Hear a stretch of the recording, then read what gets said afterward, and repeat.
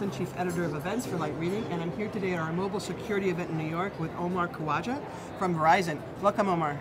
Thank you for having me, Carol. So you just gave a very interesting presentation, and we're here talking about mobile security, but you were talking more about data-centric security. What does that mean, and why is it important?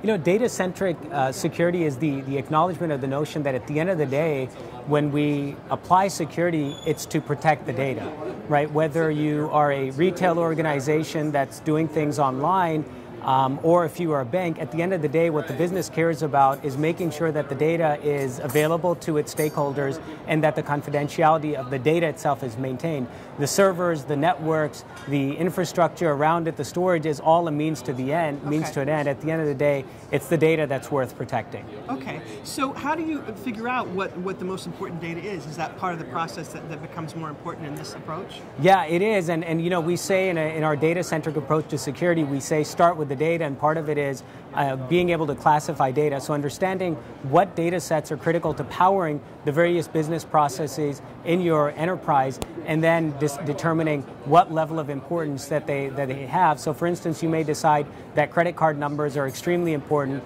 but employee email addresses are not nearly as important. Okay, so since we are talking about mobile security here, how does mobile security or mobility either increase or decrease the data risk, or does that even matter? So mobility definitely increases the data risk, because one of the things that mobility is responsible for is a phrase that we've coined called the liberation of data. So because of mobility, in part, data is now available in more places than ever before, and it's being actually not just consumed, but being produced in more locations than ever before, because now we've got this computer in the palm of our hands that we call a smartphone. Okay. But when you talk to enterprises about security, do you recommend them that they develop a mobile solution to security separate from the rest of the kind of security that they're adopting? So we typically recommend to organizations to start with figuring out what they care most about, what assets, what data they care most about, and then based on that, determine what adequate controls need to be implemented in order to protect and safeguard that information.